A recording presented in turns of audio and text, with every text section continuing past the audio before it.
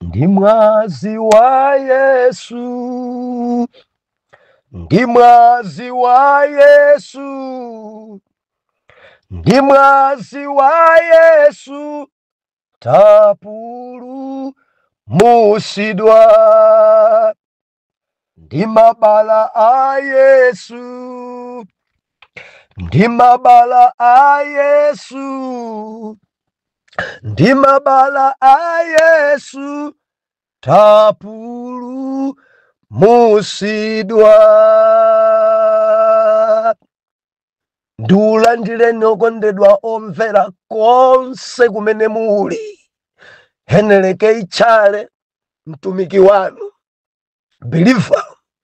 Lelo pa 18 April 2025. Movie wa chiponyeponye, mzimu wa Yudasi. Nkhawa imapha.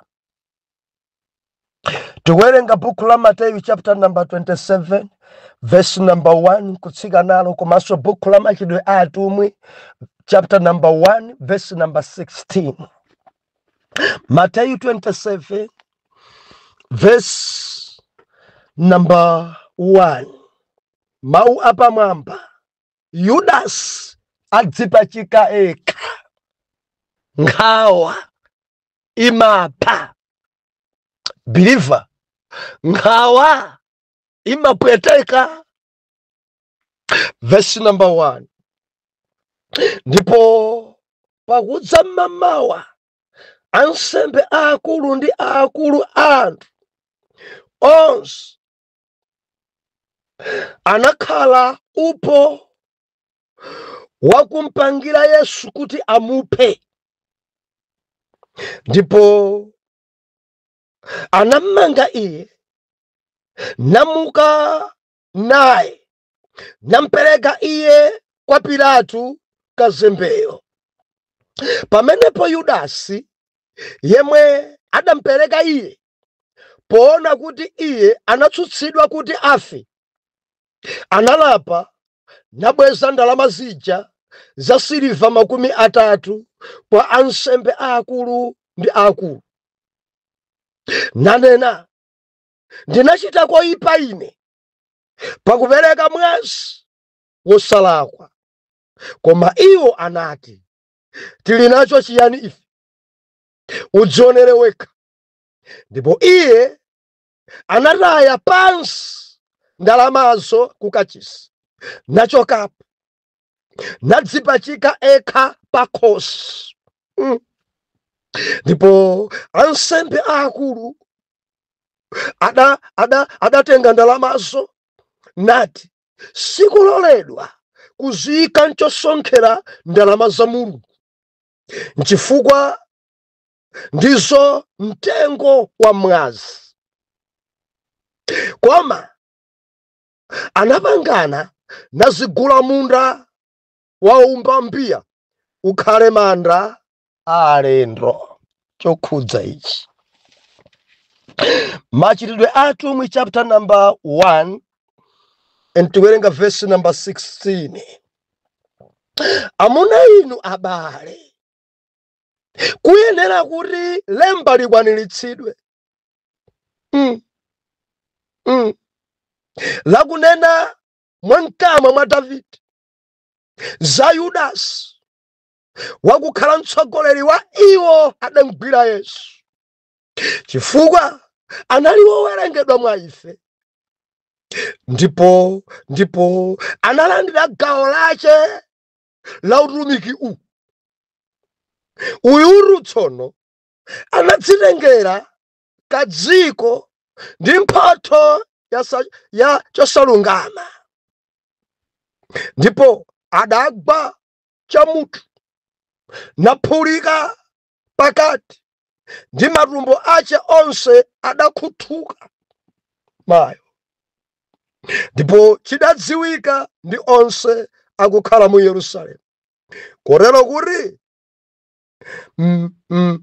manenedwe awo kadzikoka kadatchedwa Karedama, ndio kadziko kamwazi.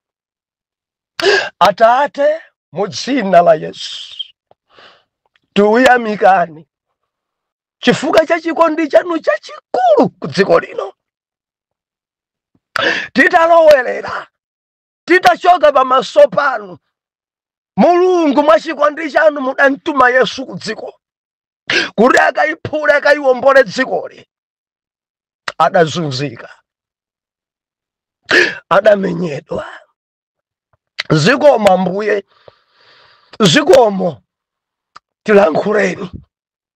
Tilankhuleni Jehova, mutithandizenso Jehova, tidzudzuleni ndipo tidzamva m'dzina la Yesu. Amen. Kunalinji msabatayi bilifa msabata imeneyinso Mulungu walankhula kudzudzula. Yawe wadzudzula, muvi waponyedwa, mabala ena apola, ena upwetekabe, ena magazi akutulukabe mpaka napano. Biliva ndichita mopasa kwambiri chifukwa lero ndili mkarundu lero. Muiki meneyi mandeli jefe tinaona muvi unaponyedwa, nkhawa zochokera mbanja. Biliva kuli nkhawa zochokera mbanja. Ndefe tinaona kuti mwamuna wopusa amayiwala kumene akuchokera, kuyiwala mkazi amene adayamba naye, amafika poboweka naye. Ndiye Mulungu anatilangiza mkazi wako samuyiwale, mabere yake adzikukwanira, usamakhale maso mwamwamwa ndi akazi achilendo ndi uchimo. Azibambo ambiri adayiwala. Ndeti manena kuri akazi amene mukurengeka nawo lero wadzana sadakakulolani, chifukwa dzanalo mudalibe kanthu. Nansuzi adapirira, nansuzi amene ankakwera mapiri. Usamayiwale, koma ukakhala wopusa umayiwala. Ndiye lachiwiri ife tinaona kuyipa kwa mitala. Zibambo amitala amabalalika, ndipo ife taona ndithu kuti dzadzibambo dzikudya zinthu. Ena dzatha kumbwambwana dzadzibambo ndi zilakhonde, ena adadyetsedwa mitima ya galu, amakhalanso ngati galu. Kuti ukwanidwa ni mkazi wachiwiri, choka chimangokhala tondoviro bwanji adachidyesa mtima wa galu. Ana ake kuyiwala, ana kukulukutika, ana kuvutika, chakudya chikusowa, koma chifukwa cha dzimankhwala dzadzibambo dzambiri zili mbotolo, dzadya zosayenera kudya, dzikuyiwala ana awo, dzikuyiwala mkazi wawo, dzatchona ndi akazi achilendo. Baiba nakuti uchenjere naye mkazi wa chilendo amakumbwambwanisa. Mitala njoyipa akazi amalodzana, mitala njoyipa mamuna mambwambwanitsa, mitala njoyipa. Tinaona zimene zipilifa muiki meneyi. Kunalinji kalimbikitsika ife. Endi lachitatu timaona ife mkazi wa nzeru. Ndiye tinali ndi Beteseba, mkazi wa nzeru. Tinali ndi Abigaili, mkazi wa nzeru. Tinali ndi mkazi wa Kusunemu, amene amalemekeza mamuna, nkumatchula kuti mbuye wanga. Osati mayina. Iyayi, lichadi, henele. Ayi, chizungu chisatipweteke, koma kumulemekeza mbuye wanga. Maso a Israeli ali paino, dziko likuli phokoso. Chitani mukonzeretu musadafe kuti ine ndisadzakhale kapolo ndi Solomoni. Nzeru, mkazi wa nzeru. Awusowa azimayi olemekeza, awusowa azimayi oganiza mozama. Wakusunemu akuti amadusa pano isi munthu wamba amene timtumikire ndi chuma. Mkazi wa nzeru. Dzuloli timaona ife, oh haleluya, kufunikira kwa mzimayi, kufunikira kwa mzimayi. Pilatu ali pa mulandu, mzimayi adalemba kalata nkumuwuza kuti darling, sinagone munthu ameneyo ngolungama. Yesuyo ngolungama. Musanchitire choyipa china chilichonse. Mzimayi ngofunika, mkazi ngofunika. Adamulangiza Pilato, and Pilato adachita according ndi zimene mkazi adanena. Ndeti manena dzulo kunena kuti tizikhalako ndi mpata kuperekera khutu. Kodi akunenanji na msuzi? Mkazi wanga akunenanji? Mukamafuna kuti dzikuyendereni, musamalitse voice imene akazanu akunena. Koma mukangokhala watumbwa ndi okula mtima kuti mkazi sindingamumvere, moyo wanu udzakhala chimodzimodzi simpira chitsogolo. Belisazara adachita kubwera akuti mkazi wangu adanena bwa musavutike ndi lemba iyi. Amene mwadya nawo alibe tanthauzo. Koma mdziko muno muli munthu wa Mulungu mdziko muno. Amene munthawi ya bambo anu ndi amene adamugwiritsa ntchito. Endi bambo anu adamuyika pamwamba mwana wanga wa haleluya. Adachita kumulangiza kuti amfumu mwachita poma mayika anthu kutsogola amene alibe Mulungu. Amen. Bambo anu adamuyika kukhala mkulu wa aneneri onse, mkulu wa alauli ndi alembi onse. Ndipo iye ankathandiza bambo anu mawu ophiphiriza. Bambo anu adali woloralora. Koma ngati ankathandizika ndi Muyuda Daniel. Musachite kuvutika. Bwanji mumuyitane ankanena mawu amenewa mzimayi. Dzadzi bambo dzilipo mpontodovilo dzilibe nzeru zidatha. Ngofunikira mzimayi musamamuyang'anire pansi. Akamakulankhulani malaputopu pansi, mafoni pansi. Chidwi kuonesa maso anu kwa iye kwe. Mutu wanu nkumagwedeza nkumayankha Yesu. Nkumakampirana tichite bwanji pamene pakazanga tamvera udzachoka pa lower level nkukhala pa high. Why? Umakhala mpara omvetsera mkazi. Ngofunikira mzimayi. Ngofunikira. Mufuna chitukuko, mvetsereni mkazi wanu. Mufuna moyo wanu wazachuma usinthe, mvetsereni mkazi wanu. Mufuna dziko idabwe nanu, mvetsereni mkazi wanu. Mufuna mukhale wapamwamba ndinu mtumiki, mvetsereni mkazi wanu. Chifukwa ataona ife akuchita bwino Pilato, akuweruza bwino Pilato, adasamba manja Pilato, kunena pamaso pa onse sindikuona chifukwa pa munthu uyo. Chifukwa mkazi achadanena kuti sindidagone. Munthu yongolungama sindidagone. Musamvere zimfirizo zigawenga zimene zili ndi zifukwa zawo zapadera zopanda ntchito. Koma ine sindinagone. Amunanga sindinagone. Kuipa kukhale kwa asilikaliwo. Inu musatenge uchimo mwasampire manja ngatafuna kuphape okha. Mwasampire manja banja lathu zisatikhudze. Mwasampire manja chifukwa usiku udali usiku wovura.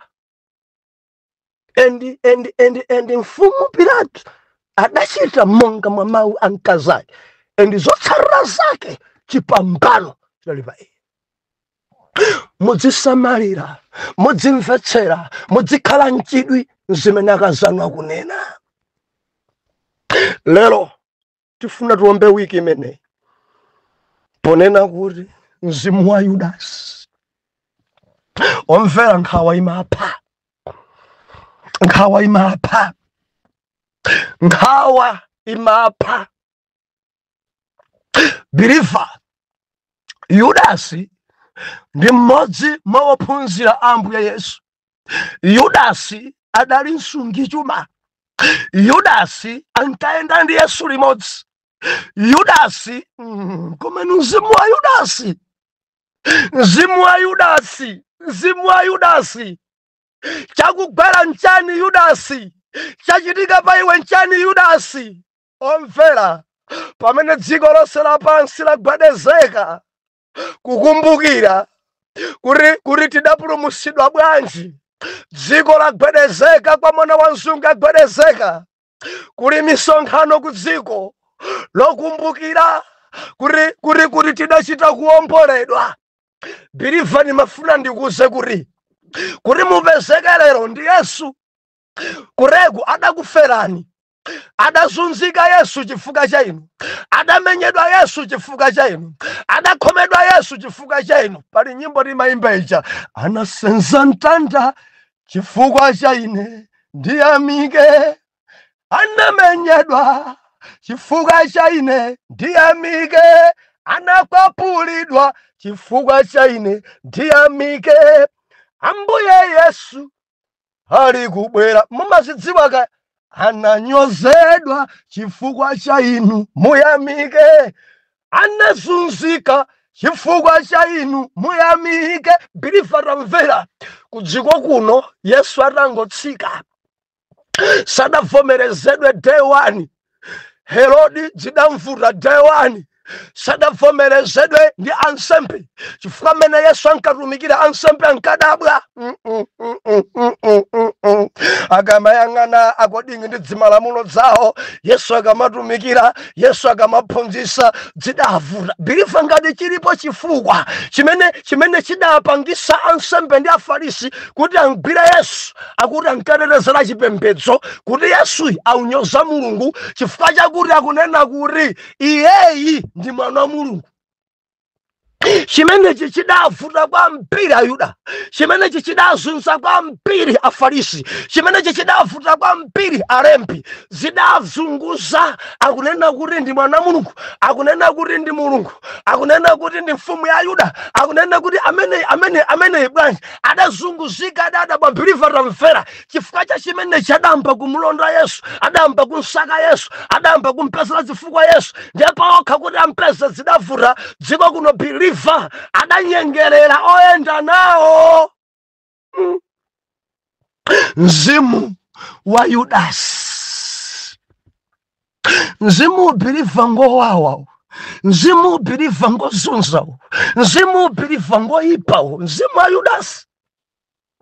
Ankaenda ndi Yesu koma mumtima mwake muli chiwembu, ankaenda ndi Yesu koma ali ndi milandu mumtima, ankaenda ndi Yesu koma chintima chokonda ndalama, ankaenda ndi Yesu akupanganaso ndi adani. Mzimu wa Yudasi kurekuti ndopemphera ambiri amene mzimu wa Yudasi udagwira. Bilifa akhoza kukumwetulira koma mkati mwawo sakumwetulira. Mzimu wa Yudasi akhoza kukuhaga koma mumtima malibe chikondi. Mzimu wa Yudasi akhoza kukupasa mphatso koma afuna kukuononga. Mzimu wa Yudasi akhoza kuchita chilichonse koma akufuna kuchitira choyipa. Yudasi ndi Yesu, pena nkachita kumpsopsona Yesu. Yudasi ndi Yesu, pena nkachita kudzipereka nkumaoneka ngati ndi mtumiki okhulupirika, koma mkati mwache muli nkhwidzi, mkati mwache muli ufiti, mkati mwache muli nkhondo, mkati mwache muli kuyipa. Achulukirenji a praising team walero voice yawo yabwino koma ali ndi chinzimu cha Yudasi. Achulukirenji adzitumikira lero oneka nkhopeyo ngati achimwemwe koma mkati mwawo muli milandu. Mzimu wa Yudasi. Bilifa amaonesa mano koma mkati mwawo mano sakuoneka. Mzimu wa Yudasi akhoza kukumpsopsona nkumakuza kuti I love you koma mkatimo ali ndi chimpeni afuna kubaye. Mzimu wa Yudasi adayikidwa pa udindo odalirika, ukhale wosunga chuma ndiwe. Ankaenda ndi thumba ya ndalama ndiye, ndalama zonse dali nazo ndiye, koma mkati mwache mudali milandu. Mzimu ngati zipembedzo zikuonongeka ni mzimu wa Yudasi, ngati magulu akuonongeka ni mzimu wa Yudasi, mipingo ikuonongeka mzimu wa Yudasi, maministri aonongeka mzimu wa Yudasi. Onesa mano mkati mano sakuonekera, amakumwetulira koma akufuna kukupha, amakupasa mphatso akufuna kukuononga. Mzimu wa Yudasi, mzimu wa Yudasi, mzimu wa Yudasi, mzimu wa Yudasi waononga dziko. Mzimu wa Yudasi wasiphipiriza. Mzimu wa Yudasi. Tsiku lina atalandira ndalama ndikuchita mopasa nkhani. Yudasi walandira ndalama ndakuti utisonyese mudzachimera chita atabwera amunaja Yudasi adafika kwa Ambuye Yesu kwa Haga kuhaga mpaka na kumsomsona Yesu kona ngati Yesu akhoza kumpusisa ndi Ambuye Yesu anati Yudasi kodi ukupereka mwana wa munthu ndi chinsomsono upereka mwana wa munthu ndi haki Yudasi plani yako ndi imene ungandipusise ndi chinsomsono kuoneka ngati umandikonda koma kundipereka m'manja mwa adani Yudasi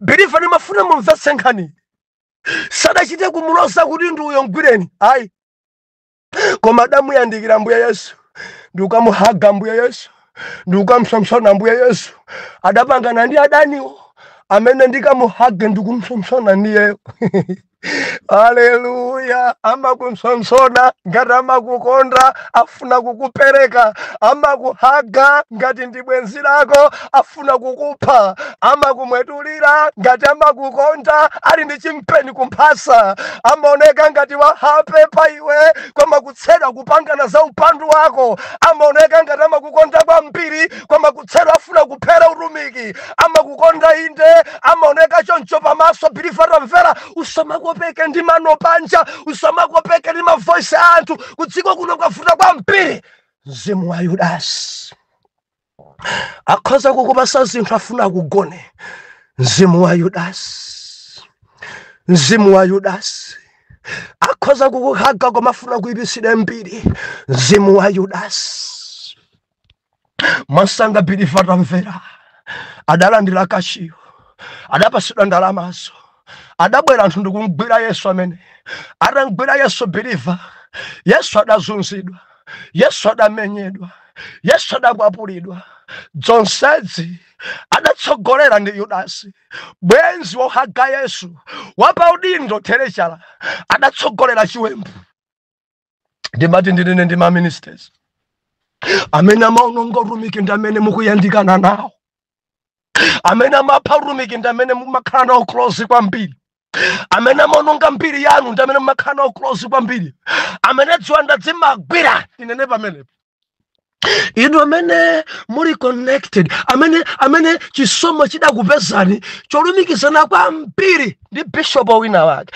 ndikukamba ndi ena muli ndi ubale wabwino kwambiri ndi mbusa wina wake ndikufuna ndikulangizeni musamale kumidima amakambirana za inu kuti ndinu amene angathe kukugwirisaniso ni ntchito kuti muononge utumiki ndimafuna ndikuze kuti usamale kwambiri kuyandikana ndi mtumiki sikudala koma uli pa mayeso akulu kwambiri chifukwa nkhondo za mtumiki zidzikupeza ndi cholinga chakuti uononge utumiki dere ngati matumiki ambiri aonongeka ndi anthu amene adayandikana ndi mtumikiyo ndi amene amadzatuluka kunja nkumanena zoyipa anthu nkumakhulupirira nkuti akunena zonali wasadziwa kuti ni mzimu wa Yudasi amakhala atalandira zina mzimu wa Yudasi amakhala funa utumiki mzimu wa Yudasi akhoza kunena mabodza mzimu wa Yudasi amakhala osakhulupirira mzimu wa Yudasi maso amakhala pachuma mzimu wa Yudasi nimafuna nene kuti musamale inu amene mumayandikana ndi atumiki musamale chifukwa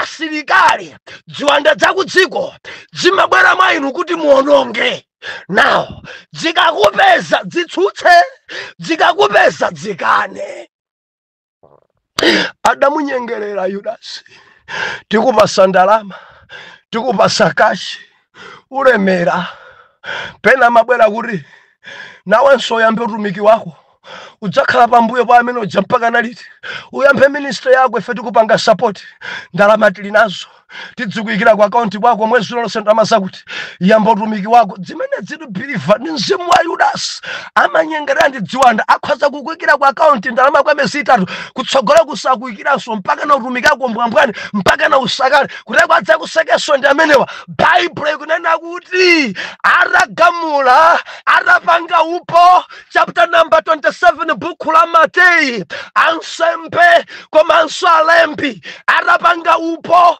yoti tsopano timuphe Yesu Yudasi chikumbumtima chidampeza Yudasi nkhawa zidakula Yudasi adafika pakati pawo no ayi ndidalakwisa sindachite moyenera ndifuna ndibweze ndalama zanu musampeya. Ndalama zanu izi udzachimadayankha adati ayi ndalama tilibe nazo ntchito mission yathu idatheka kale ende udasayinira kale ndalama ndi zako zimenezi. Pompaja Yudasi kukhumudwa kuzitaya ndalama zija ansembe akuti tilibe nazo ntchito kaya uzitaya kaya uzikwirira kaya uziponya m'madzi tilibe nazo ntchito. Baibulo ikunena kuti pompo Yudasi adachoka pakati pawo ndi ukatenga chingwe ukazikhweza pa khosi mpaka na uyo maliro. Chidampha ncha khawa, chidampha Yudasi ncha khawa. Ndachitanji ndanchimwira Yesu analibe chifukwa pa ine ndanchimwira andilakwiranji munthu amene ndachitiranji zimenezi. Nkhawa ndalama adalandira kale, nkhawa idampeza adasayinira kale, nkhawa idampeza zotsatira zake kuti ndalama adazitaya kenako nkazikhwesa nkufa. Adafa Yudasi, adafa chifukwa cha nkhawa. Yudasi adafa chifukwa cha nkhawa. Yudasi adazimangira chifukwa cha nkhawa. Yudasi adadzipachika. Malemba unena kuti ansembe aja adazitenga ndalama zija ndadapangana chitani nazo. Ndiye wina adati ndalama izizi tizazisakanize ndi thumba losonkhera ndalama za Mulungu. Kuti anthu aja adali opemphera. Tikamanena za alembi tikanena za afarisi adali anthu opemphera. Moti chifukwa chimodzi chimene adamphera Yesu kudali kutetezera chipembedzo kuti akuoneka ngati Yesu afuna asongoneza opemphera. Akumanena zinthu zina zimene ifeyo sitikugwirizana nazo. Akumanena za kuuka kwa akufa, akumanena zoti iye ndi mwana Mulungu, akumanena kuti iye ngochokera kwa Atate, akuchitira Mulungu mwano. Chifukwa Mulungu alibe mwana, iye ibanja akunena zimenezi. Now titetezere mpingo, titetezere chipembedzo, timgwire timuphe. Moti pa iwo amaona ngati Mulungu ndiye kuti athokoza kwambiri chifukwa choti apha munthu amene amasokoneza chipembedzo. Osadziwa kuti akuchitira choyipa mwini dziko. Osadziwa kuti iye akuchitika ndi phada.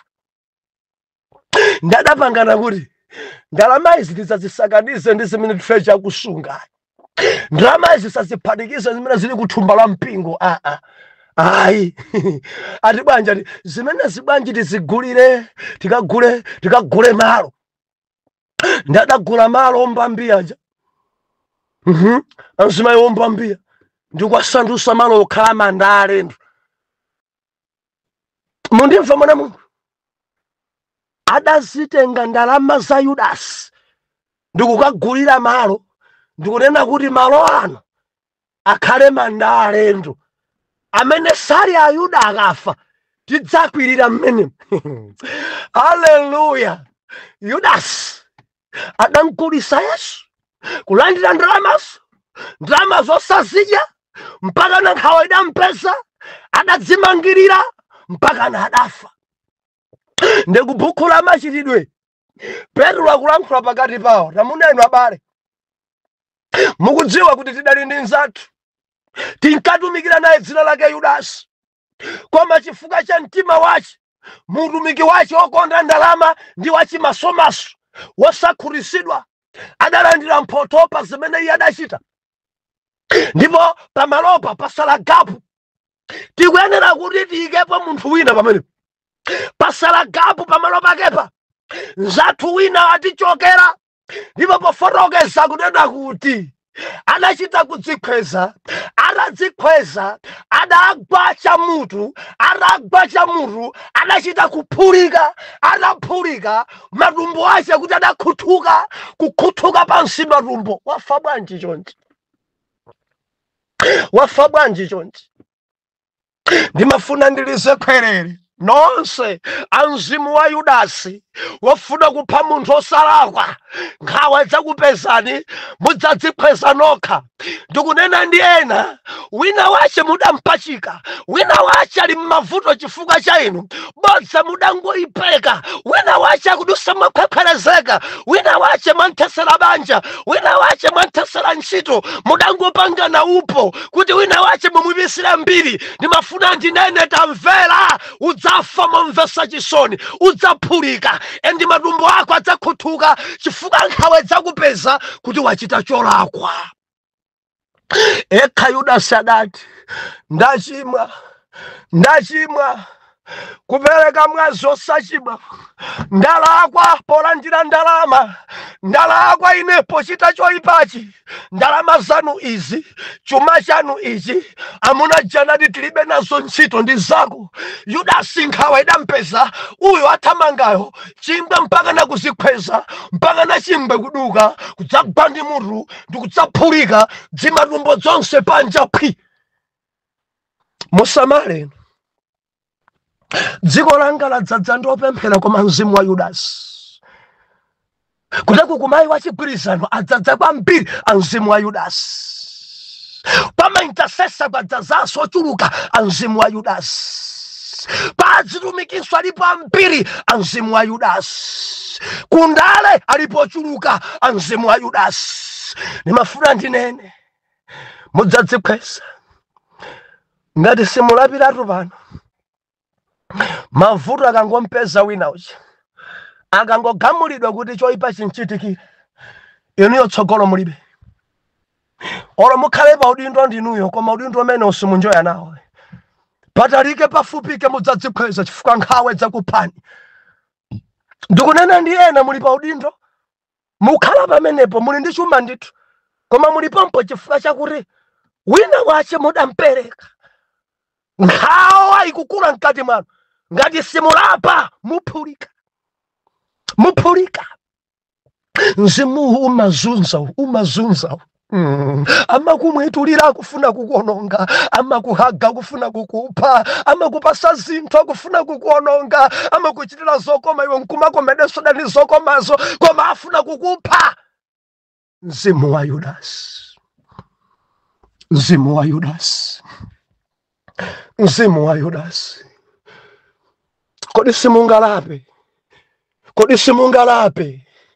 Kodi simungalape choyipa mwachitira anthu ena? Kodi simungalape banja mwathesera munthu wina? Kodi simungalape mwaononga zibwenzi za anzanu? Kodi simungalape mwapangisa udani bwana ndi wantchito wake ndinuyo? Kodi simungalape wina mwanchosesa ntchito? Kodi simungalape pachoyipa china mwachichita? Mzimu wa Yudasi pamalo umazunza. Mzimu wa Yudasi pamalo umaononga. Mzimu wa Yudasi pamalo umapasula. Mzimu wa Yudasi ngoyipa.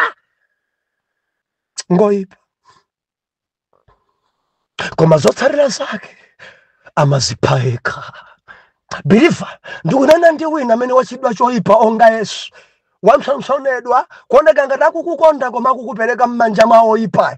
Wazidziwa ndipo wazitulukira. Tamvera, nkhawa impeza amene akuperekayo, nkhawa impeza amene akuthesera banja, nkhawa impeza amene akuchitira choyipayo, ankabwera pa iwe momwetulira. Aini ankabwera pa iwe momwetulira. Blaza ankabwera pa iwe momwetulira. Man of God ankabwera pa iwe momwetulira. Daddy ankabwera pa iwe momwetulira, koma ali ndi chimpeni kumphasa. Nimafuna ndinene pano, choyipa chimene achichita, nkhawa impeza aphulika eka. Nkhawa impeza agwacha mutu. Nkhawa impeza ngati salapa ndikupemphereredwa. Nkhawa impeza aphulika. Nkhawa impeza business siyenda. Nkhawa impeza office imeneyo afera momwemo. Nkhawa impeza ngati akulanda nkazi kuteka lumana ni nkazi yemweyo. Nkhawa impeza amaganiza kuti akalowapo ndiye pa udindo meno ma allowance ni ma workshop adzichuluka, koma akuona iye atalowa ma workshop onse ajazi, ma allowance ajazi. Nkhawa ikumpeza wina amene ndanchitira choyipa. Ma workshop ankapita kunja, ma meeting ankachitira kunja, ankauluka ndege mwezi ni mwezi. Ine Chilowere ni mwezi wa namba 7. Olo workshop ya kunja sindapite, meeting ya kunja sindapite. Nkhawa yampeza kale Yudas, azikweza eka, azipaika. Haleluya. Ndinene ndino mtima oyipa ngati Yudas. Ofuna kuononga utumiki ngati Yudas. Ofuna kuononga mbiri za ena ngati Yudas. Ndikuchenjezeni, muphulika ngati simusamala. Bwanji tisiyane pamene palero. Tidzakumanenso Monday. Titabweramo m'misonkhanomo. Tidzakumane Monday. Tikupitirizabe muvi wa chiponyeponye. Sabutopiki nkhawa. Zochokera m'madera osiyana. Lero taona ndithu imapha. Idankulira Yudas nkhawa, adafa, adadzimangirira. Imapha. Atate mu dzina la Yesu. Ulemerero upite ku dzina lanu. Munthandize ushu ali ndi mzimu wa Yudas. Kusemera nzake zinyawo, kupekera nzake zinkhani, kumwetulira kwa anthu amene amamwetula samakonda. Thandizeni. Amapereka mphatso inde koma ali ndi mzimu wa Yudas. Amahaga mamsona koma ndi chimfiti chabe. Mulungu pamene akupepesa sadazikweze munkhululukire. M'dzina la Yesu woyera mtima tiyankhe kuti amen and amen. Mondolole kuti ndipite ku chikwawa.